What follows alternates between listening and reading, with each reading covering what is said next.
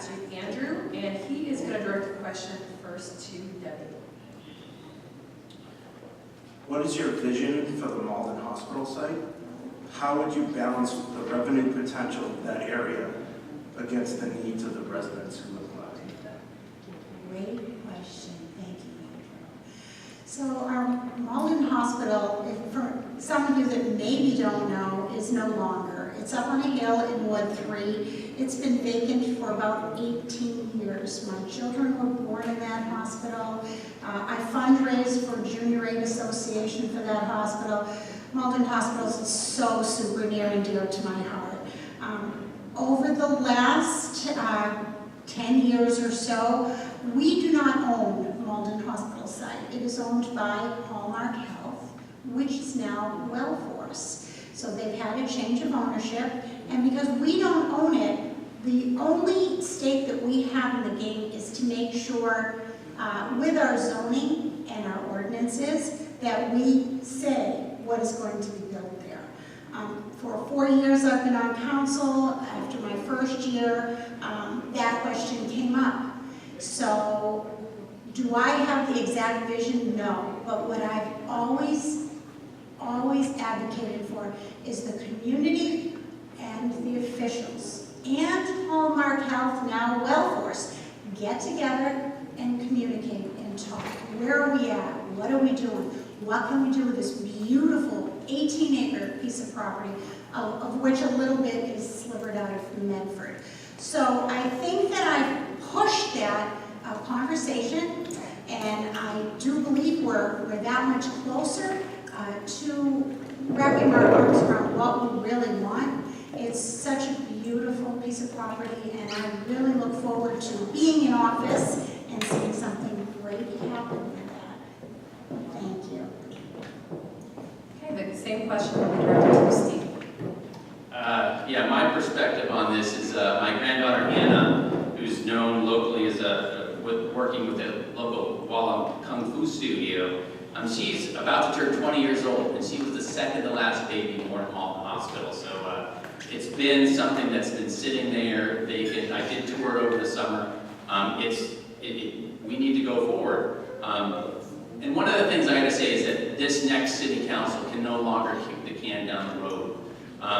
In 3 years, the city of Malden faces a very important time frame. We will cross below a 10% affordable housing limit, and developers will become able to do what they want in our city with very little input from our zoning. So we really need to get to work. I have worked on very tough situations in my jobs.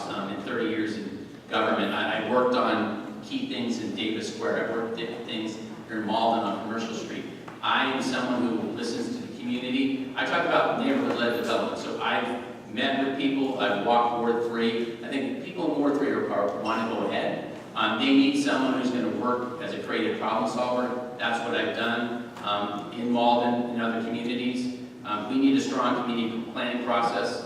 I've looked at some of the funding proposals to have open space there. I made some very bold comments about that. I work on funding open space and recreation projects in my job, so I can look at a budget and see whether it's practical or not. So we need to do that. We also need to make sure that we demand fair compensation for transportation, because one of the big holes up there is a transportation plan. And we as a city don't have a transportation plan that the developer can turn to help fund.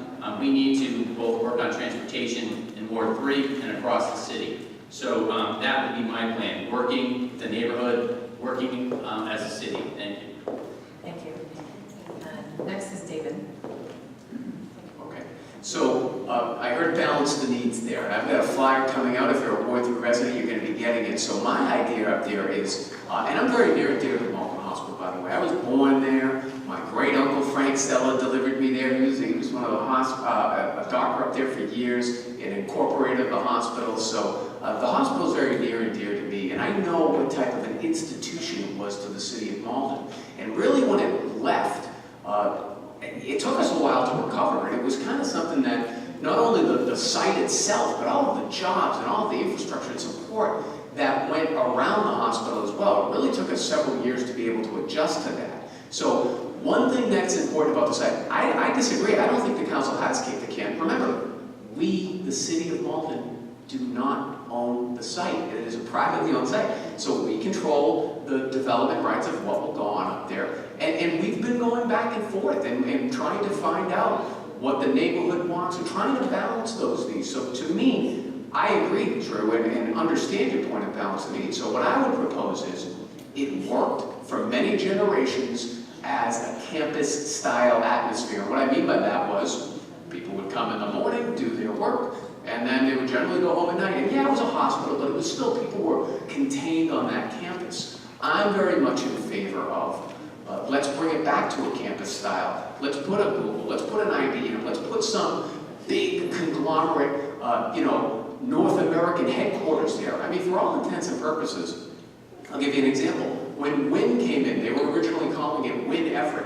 Well, now they're calling it Wynn Boston. Why? Because Everett really is an extension of Boston. And if you come from any place around the world, Malden is an extension of Boston. So if IBM relocates their North American headquarters there, it's going to be IBM Boston, right? But when you bring in that corporate atmosphere, you're not adding children to the school system. There's going to be very limited police calls, very limited fire calls. They're great landowners to have up there where they keep the property well. It brings jobs in. So the costs are low, the revenues come in higher. That's another reason why I favor that. Now, it's not as easy as it sounds. We've got to work with well force. There was a ballot question. I want to respect the will of the voters. We don't have the money, so we're going to try to come up with that. So Thank you, David. Thank you, Lisa. Okay, next is Craig. Thank you. This is the Ward 3 resident. I was also born there, so it tells you how old I'm getting. I live right down the street, and I will start where I think Council Doc Andrews started. I don't think this council has kicked the can at all. In fact, I think it's a little bit insulting. The reason why I say that is the city has never had one plan come before the planning board in 12 years. The only plan that's ever come to us is a company based out of Plymouth. It had something over 500 units. And we had dozens of community meetings, and it was very, very clear to us that was not the answer. We understand that there is definitely a traffic problem up there. We also had plans of a community-based group here that said we'd match them, I believe up to $5 million. We have not been able to match them because they haven't raised $5 million. I've personally gone to Malden Catholic 5 years ago and sat with the headmaster, Mr. Tom Maria, and asked him to consider building a school up there. They said it would cost between $70 and $80 million. I've talked to the residents up there. Passive recreation, they're a little bit nervous of because we don't have a real good track record of keeping up our passive recreation, and security is an issue. If they handed the keys over to this community tomorrow, the numbers range from $8 to $12 million to demolish it. And we're going to talk about school money, we're going to talk about lead pipes, and we're going to talk about infrastructure money. I don't think spending $12 million to raise a building to have dirt there is not the right thing to do. I do think the way you could do it is if you went to Medford and asked them, and I have, to do a Pine Banks type of style, it'd be great. But until there's a real plan, again, we don't own that property. We asked for single-family houses, they've never come before it.